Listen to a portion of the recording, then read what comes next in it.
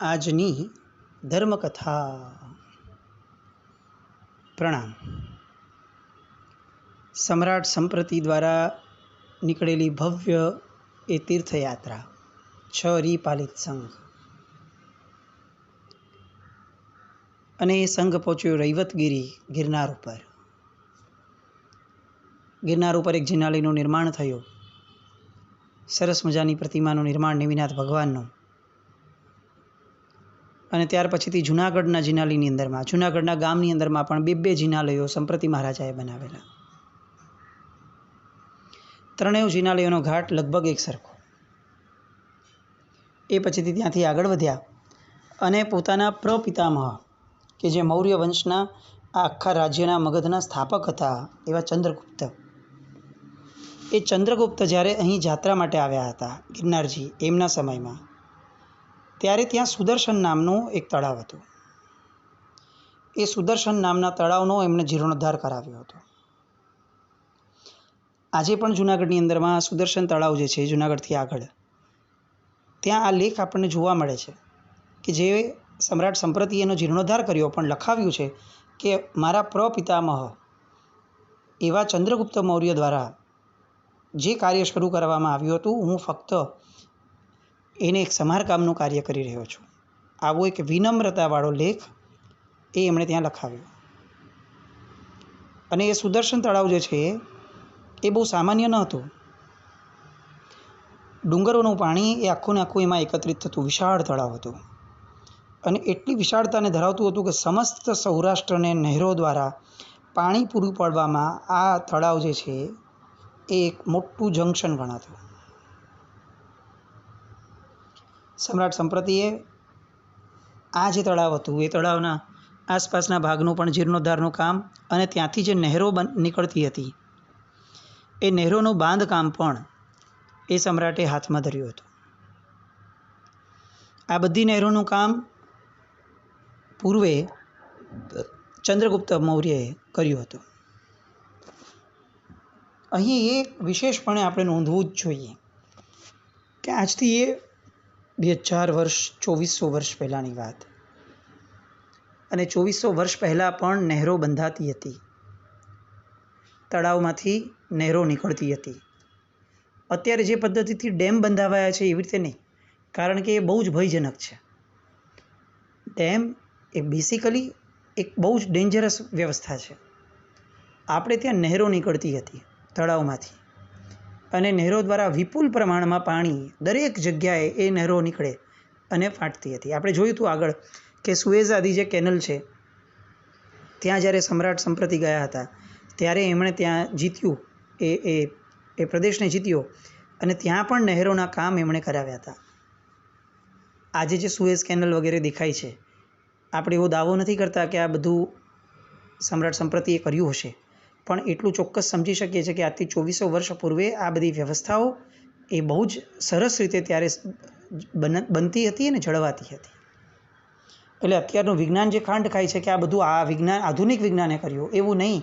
2400 વર્ષ પહેલાં આપણી પાસે આના કરતાં તો ઘણા સારા વિજ્ઞાનો હતા કે જે વિજ્ઞાન એ ફક્ત ઉપયોગમાં આવતું હતું, એ વિનાશનું કારણ નહોતું બનતું. આજનું વિજ્ઞાન એ ઘણો નવી વસ્તુ બનાવે છે ઉપયોગની, પણ એ વિનાશનું કારણ પણ બની શકે એવું છે. સમ્રાટે એ તળાવો, એ નહેરો, એ બધાના રિપેરિંગ એટલે સમારકામના કાર્યો એમણે કર્યા સૌરાષ્ટ્રની આખી યાત્રા દરમિયાન. ગિરનારની તળેટીથી નજીકમાં અને જૂનાગઢમાં સાધુ સંતો માટે મહારાજાએ અનેક સ્થળોએ રાજ્ય તરફથી ધર્મશાળાઓ, કૂવાઓ, અન્નક્ષેત્રો અને ભોજનાલયો ખુલ્લા મૂક્યા. આપણને સમ્રાટ સંપ્રતિ ફક્ત જિનાલય અને જીનબિંબો માટે યાદ આવે, અને એના કારણે જ પરિસ્થિતિ એ થાય કે આપણી જ પ્રજાને, નવી પ્રજાને એવું લાગવા લાગે કે આપણે ફક્ત જે દેરાસરો બંધાવ્યા છે, આપણે પથ્થરમાં ને આરસોમાં જ આપણે પૈસા નાખ્યા છે. પણ આ સમ્રાટ સંપ્રતિએ, અશોકે, ચંદ્રગુપ્ત મૌર્યએ, બિંદુસારે, આ બધાએ સંતો માટે, સત્પુરુષો માટે જે રીતે કામો કર્યા હતા, અને સામાન્ય પ્રજા માટે જે રીતે અન્નક્ષેત્રો ખુલ્લા મૂક્યા હતા, ભોજનાલયો ખુલ્લા મૂક્યા હતા, એ વાતને પણ જો આપણે પ્રચલિત કરી હોત તો આજે આપણી સામે કેટલીક આંગળીઓ ચિંધાઈ ન હોત. ગિરનારની તળેટીથી નજીક પોતાની યાત્રાની યાદગીરી નિમિત્તે એમણે જીવરક્ષાને લગતો એક સ્તૂપ પણ તૈયાર કર્યો. જ્યારે મહારાજા અશોક વિદ્યમાન હતા એ સમયે જો એમણે મને સ્થાપિત ન કર્યો હોત ગાદીએ તો આજે હું આ ભોગવી જ ન શક્યો હોત. એ કૃતજ્ઞતા ભાવને સતત એમણે પોતાની નજર સામે રાખી અને જે પણ મૌર્ય વંશની કીર્તિ અને યશ વધે છે એનો પૂર્ણ શ્રેય એ મહારાજા અશોકને જવો જોઈએ એવું સ્વીકારી અને પોતે દરેક જગ્યાઓએ પોતાના દાદાને આગળ કરતા હતા, એના નામને આગળ કરતા હતા. આજ્ઞાંકિત રાજ્યપુત્ર તરીકેની મારી ફરજ છે હું પૂરું કરું છું, એથી વિશેષ હું કંઈ જ કરતો નથી. આવું ફક્ત એમના શબ્દોમાં નહીં, એમના વિચારોમાં પણ હતું અને એમની વિચારધારામાં પણ હતું. અને એના કારણે એટલા બધા સ્તૂપો બન્યા, એટલા બધા અન્નક્ષેત્રો બન્યા કે લોકો આ સમ્રાટ સંપ્રતિને જૈન અશોક અથવા તો દ્વિતીય અશોકના નામે સંબોધન કરવા લાગ્યા. ઇતિહાસકારોએ પણ આ નામની નોંધ લીધી છે કે એને દ્વિતીય અશોક તરીકે લોકો સ્વીકારતા હતા. હવે આ આખો સંઘ જે આચાર્ય ભગવાન આર્ય સુવસ્થિત મહારાજની સલાહ અનુસાર આગળ વધતો હતો, એ સંઘ આગળ વધતા ગિરનારથી આગળ વધી અને શત્રુંજયના પર્વત સુધી પ્રયાણ કરવા માટે આગળ નીકળ્યો. શત્રુંજયની એક ભાવપૂર્વકની યાત્રાઓ આ સંઘે કરી. ત્યાં કેટલાય દિવસોનો પડાવ નખાયો અને શત્રુંજય પર આ આખીને આખી યાત્રાની યાદગીરી રૂપે એમણે તીર્થનો જીર્ણોદ્ધાર કરાવ્યો અને અઢળક લક્ષ્મીનો વ્યય કર્યો. શત્રુંજયના તીર્થોદ્ધારમાં આપણે સંપ્રતિ મહારાજાને કેટલા યાદ કરીએ છીએ એક પ્રશ્ન, અને સામે શ્રી શત્રુંજય કલ્પની અંદરમાં જે એક આખો ઉલ્લેખ આવે છે, સંપઈ વિક્રમ બાહડ હાલ પાલિત દત્તરાયાઈ જમ ઉદ્ધરી હંતી તયમ શિર સત્તુંજય મહાતિથ્થમ. સંપ્રતિ વિક્રમ બાહડ પાદલિપ્તસુરી પ્રતિબોધિત રાજા આમ પછી દત્ત અને શાંતવાહન વગેરે ઘણા રાજાઓએ મહાતીર્થ એવા શત્રુંજયનો આ કળીકાળમાં ઉદ્ધાર કરાવ્યો હતો. આ શ્લોક, આ ઉલ્લેખ શ્રી શત્રુંજય કલ્પની અંદરમાં આપણને પ્રાપ્ત થાય છે. આપણને ક્યાં કંઈ ખબર છે? આપણને તો ફક્ત ઋષભદેવ ભગવાન ખબર છે, એમનું જિનાલય ખબર છે. એમના સિવાયના જિનાલયોની અંદરમાં જવા માટે આપણી પાસે એકચ્યુઅલી સમય પણ ક્યાં છે? આપણી ભક્તિ એટલી પ્રબળ છે કે આપણે કલાકોના કલાકો લાઈનમાં બેસવા માટે તૈયાર હોઈએ છીએ, પણ આપણો વિવેક એટલો બધો અજાગ્રત છે કે આપણે આજુબાજુમાં રહેલા જિનાલયોમાં એક સમય ક્ષણ માટે પણ જવાની આપણી તૈયારી નથી. એ ભક્તિભાવને વંદન છે કે જેના કારણે ઋષભદેવ ભગવાન પ્રત્યેનું સમર્પણ અજોડ છે, પણ એ વિવેક શૂન્યતાને શું કહેવું એ પણ એક પ્રશ્ન તો છે જ ને. આપણામાંથી કેટલા હશે જેને ખબર હશે કે સમ્રાટ સંપ્રતિએ શત્રુંજય ઉપર પણ જિનાલય બંધાવ્યું છે જે આજે પણ વિદ્યમાન છે? કેટલાને નામ ખબર હશે? કેટલા એના દર્શન કર્યા હશે? અને જ્યારે ચરિત્રમાં આપણે અત્યારે વાત લીધી જ છે અને આપણે જ્યારે એને સ્પષ્ટ કરશું ત્યારે એવું લાગશે કે કદાચ એક પણ જૈનનો બચ્ચો એવો નથી કે જેણે એટલીસ્ટ એમણે બનાવેલા જિનાલયની ધજાના દર્શન ન કર્યા હોય. શત્રુંજય નજીક આવવાનો હોય, પાલિતાણા નજીક આવવાનું હોય અને સૌથી પહેલવહેલી જે જિનાલયની ધજાનું દર્શન આપણને થાય છે, દાદાની ધજા તો બહુ પછીથી દેખાય, સૌથી પહેલાં શત્રુંજયના ઊંચામાં ઊંચા શિખરની ધજા જે આપણને દેખાય એ શિખર કયું? લગભગ આપણને બધાને ખ્યાલમાં કે ચૌમુખજીનું જિનાલય, નવટૂંકની અંદર રહેલું ચૌમુખજીનું જિનાલય. આ ખ્યાલ લગભગ આપણને બધાને હશે, પણ આપણામાંથી કેટલાને ખ્યાલ હશે કે આ ચૌમુખજીનું જિનાલય એ સંપ્રતિ મહારાજાએ બનાવેલું છે? નાભિનંદન જીર્ણોદ્ધાર આ ગ્રંથની અંદરમાં તૃતીય પ્રસ્તાવનાના પૃષ્ઠ 111ની અંદરમાં સંપ્રતિએ કરેલા શત્રુંજયના તીર્થોદ્ધારની વાત એમાં પણ ઉલ્લેખમાં આવે છે. તથાત્ર વીર નિર્વાણાત સંપ્રતિ નરીનાયક વિક્રમ પાદલિપ્તા દત્તા શ્રી શાતવાહન. વીર પ્રભુના નિર્વાણ પછી સંપ્રતિ નામના રાજા વિક્રમ પાદલિપ્ત સૂરીના ઉપદેશથી આમ નામના રાજા દત્ત અને શાલિવાહન વગેરે રાજાઓએ શત્રુંજયના તીર્થનો ઉદ્ધાર કરાવ્યો હતો. શત્રુંજયની અંદરમાં ચૌમુખજીનું જિનાલય એ સંપ્રતિ મહારાજાએ બનાવેલું જિનાલય. એ સિવાય પણ શત્રુંજયના આખા શત્રુંજયના ઉદ્ધારમાં સંપ્રતિ મહારાજાએ અગ્રિમ હરોળમાં કહી શકાય એવી ભૂમિકા ભજવી. અને શત્રુંજયથી ત્યાર પછીથી પોતે હજી આગળ વધ્યા. શ્રી જૈન મત પતાકા નામના ગ્રંથની અંદરમાં તવારીખે જૈન તીર્થ નામના પ્રકરણની અંદરમાં શત્રુંજય અંગેના વર્ણન કરતાં શ્રી શાંતિ વિજયજી મહારાજ સાહેબ જણાવે છે કે શ્રી ચૌમુખજીની ટૂંકમાં રાજા સંપ્રતિનું બનાવેલ મંદિર બધાથી પુરાણું જિનાલય છે. આ ચૌમુખજીની ટૂંક ઊંચામાં ઊંચી છે અને તે શત્રુંજયની યાત્રા કરતાં સૌથી પ્રથમ દેખાય છે, તેમજ ઘણે દૂરથી દેખાય છે. હજી આગળ વર્ણન કરે છે. શ્રી વસ્તુપાલ તેજપાલની ટૂંકની પાસે ઉમદા શિલ્પ કારીગરીવાળું સંગીન પથ્થરોનું બનાવેલ સમવસરના આકારવાળું જેની ચારે તરફ સીડીઓ છે એવું સુંદર આકર્ષિત ચૌમુખજીની 4 પ્રતિમાઓવાળું મંદિર છે. તેના સમવસરનો આકાર અસલ પ્રાચીનતા નજર સમક્ષ ખડી કરે છે. આ મંદિરની ડાબી બાજુએ મેરુ પર્વતનો આકાર પણ સુંદર રીતે કોતરાયેલો છે, જે જોતાં મેરુ પર્વતની યાદી દ્રષ્ટિગોચર થાય છે. આ બધામાં રાજા સંપ્રતિની ટૂંકવાળું મંદિર ઘણી જ ઉમદા કારીગરીવાળું વિદ્યમાન છે, જેને નિહાળતા પ્રાચીન જમાનાની યાદ આવે છે. આ મંદિરમાં મૂળ નાયક તરીકે શ્રી નેમિનાથ ભગવાનની શ્યામરંગી 2.5 ફૂટ ઊંચાઈની મૂર્તિ તખ્તનશીન થઈ છે. ચૌમુખજીના મંદિરના આખા પરિસરની અંદરમાં કેટલાય આવા જિનાલયો છે, જેમાંનું એક આ સંપ્રતિ મહારાજાનું જિનાલય. આપણે તો ચૌમુખજી દાદાની ટૂંકના પણ દર્શન નથી કર્યા હોતા. મૂળ જે ભગવાન છે ઋષભદેવ ભગવાન એમના તો આજુબાજુમાં રહેલા એ પ્રાંગણમાં રહેલા તીર્થો જિનાલયો એના તો દર્શનનો તો પ્રશ્ન પણ કઈ રીતે કરી શકાય.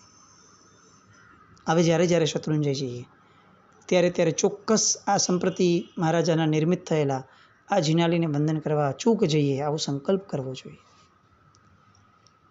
મુલકે મારવાડ એની પંચતીર્થીની અંદરમાં સમ્રાટ સંપ્રતિએ શત્રુંજયથી હવે જે રૂટ પકડ્યો મારવાડ ને રાજસ્થાનનો, એ રૂટનું આખું વર્ણન આવે છે કે સંપ્રતિ શત્રુંજયના ઉદ્ધાર પછીથી એ જ આખા સંઘને લઈને હજી આગળ વધ્યા અને છેક પંચતીર્થી મારવાડની જે છે એ કરવા માટે રાજસ્થાન ગયા.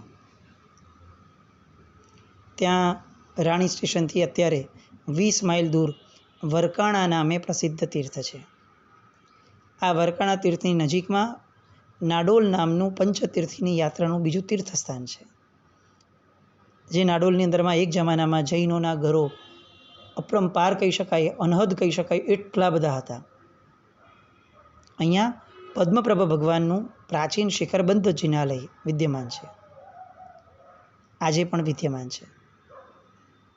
અને એ પદ્મપ્રભા ભગવાન અને એ જિનાલય બંને મહારાજા સંપ્રતિએ પોતાની રાજસ્થાનની તીર્થયાત્રાની યાદગીરીમાં બનાવેલું છે.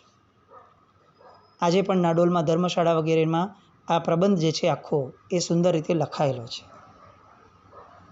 ત્યાંથી હજી આગળ ગયા અને સાદડી નામનું શહેર આવ્યું. ત્યાં એક આલિશાન જૈન શ્વેતાંબર મંદિર વિદ્યમાન છે, જેમાં ચિંતામણી પાર્શ્વનાથ ભગવાનની 1.5 હાથ ઊંચી પ્રતિમા તખ્તનશીન થયેલી છે. જોકે એ પ્રતિમા ઉપર કોઈ લેખ નથી, પણ એ પ્રતિમા જે છે એ સંપ્રતિ રાજાએ બનાવેલી પ્રતિમા છે.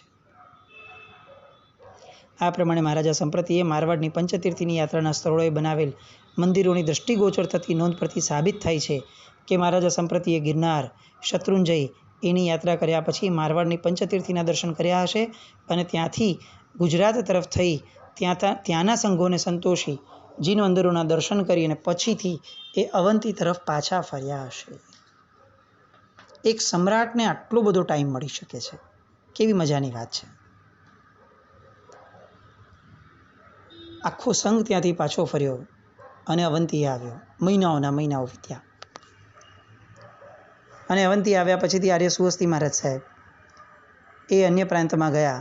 ફરી પાછા થોડા સમય માટે પધાર્યા અવંતી અને ત્યાં હવે એમનું આયુષ્ય એટલે એમની એમનું સ્વાસ્થ્ય એ વૃદ્ધાવસ્થાના કારણે થોડું કથળ્યું હતું. એટલે એમણે ત્યાં ચાતુર્માસ માટેની પોતે સ્થિરતાની હામી ભરી અને અવંતીમાં રહેલા ભદ્રા શેઠાણીની પૌષધશાળામાં પોતે સ્થિરતા કરી. આ ભદ્રા શેઠાણી અન્વયે અત્યારે સંપ્રતિકાલીન એ જે પ્રસંગ એક આખો હતો કે જે પ્રસંગના કારણે સમ્રાટ સંપ્રતિને પણ ખૂબ પ્રેરણા મળી હતી. અને આ પ્રેરણાના આધારે ઇતિહાસમાં એવું લખાયું કે સમ્રાટ સંપ્રતિ જે છે એ આ 1.25 કરોડ અને 1.25 લાખની જે વાત છે એમાં આગળ વધ્યા. એ પ્રસંગ એટલે એ પણ આપણો બહુ પોપ્યુલર પ્રસંગ છે, આપણે લગભગ ઘણા બધા જાણતા હશું. એ ભદ્રા માતાના પુત્ર અવંતી સુકુમાલ,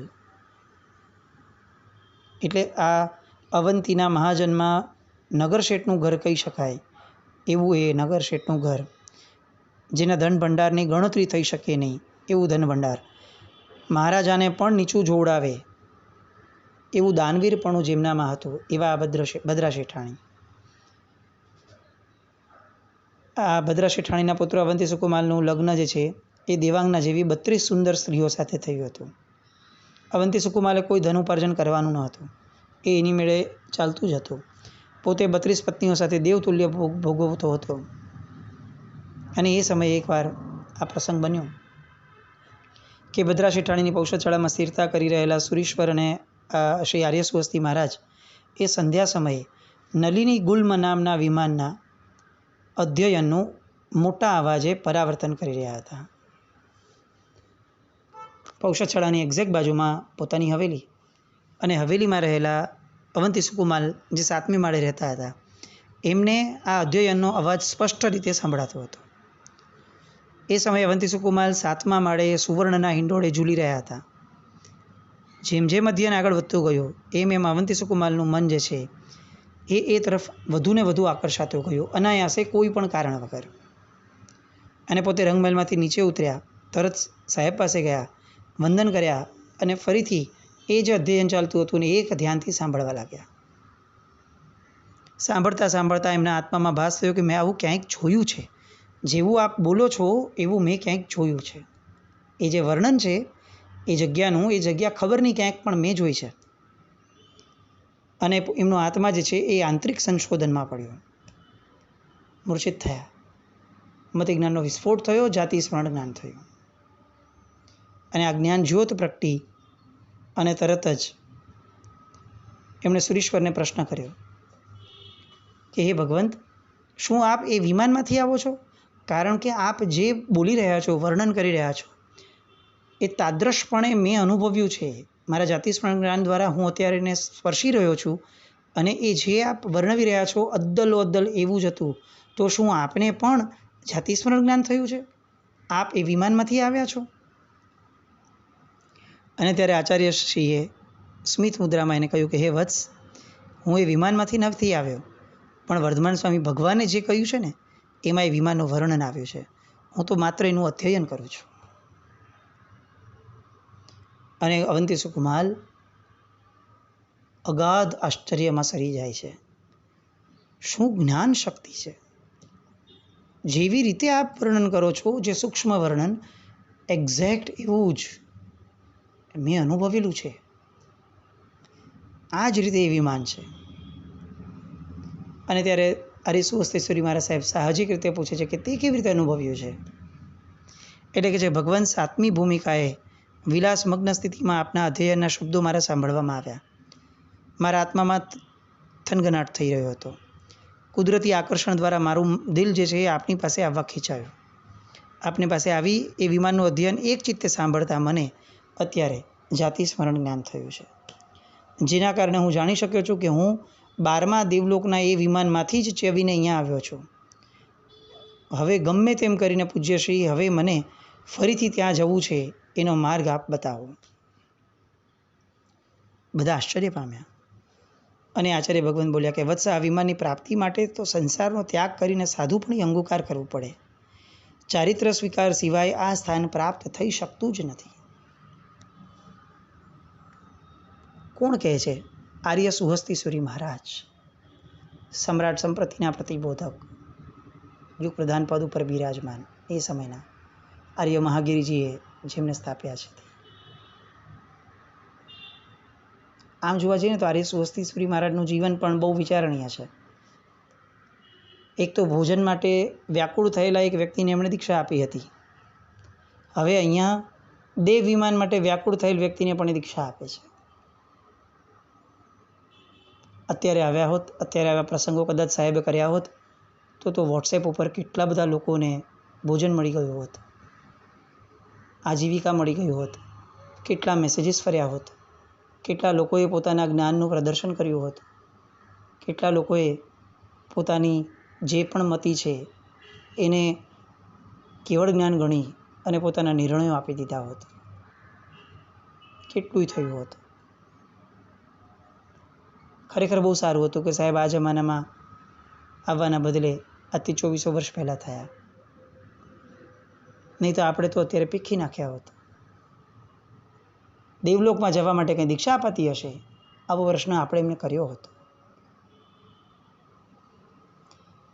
લાચારીઓ છે, વેદનાઓ છે, જેનો કોઈ તોડ જ નથી ને એવા બધા પ્રશ્નો છે કે આપણા જીવનની અંદરમાં આપણે ક્યાં જઈ રહ્યા છે. આપણે જે જ્ઞાનને પ્રદર્શન કરવામાંથી ઊંચા નથી આવતા, એ ખરેખર જ્ઞાન છે કે આપણો ભ્રમ છે? એ ખરેખર સદગતિએ લઈ જનાર છે કે પછી ક્યાંક કોઈક જ્ઞાનીની આશાતના કરાવડાવીને દુર્ગતિની ગર્તામાં ધકેલી આપનાર છે? એ વિચારણીય છે. આર્ય સ્વસ્તિ મહારાજ એ અવંતી સુકુમાલને દીક્ષા માટેની પ્રેરણા કર્યા પછી શું થાય છે, અને મુખ્યતયા આ પ્રસંગ કદાચ આપણે સાંભળ્યો છે, પણ મૂળ વાત એ છે કે આ અવંતી સુકુમાલ એમના દ્વારા જે કાર્ય થયું, એમના પરિવાર દ્વારા, એ આજે પણ એક બહુ જ વિશિષ્ટ કહી શકાય એવા નામથી આ જગતની અંદરમાં, ભારતની અંદરમાં પ્રસિદ્ધ છે, જે જૈનોના કબજામાં નથી. એ બધી વાત આવતીકાલ પર રાખીએ. જીના જ્ઞાન પણ બોલાય.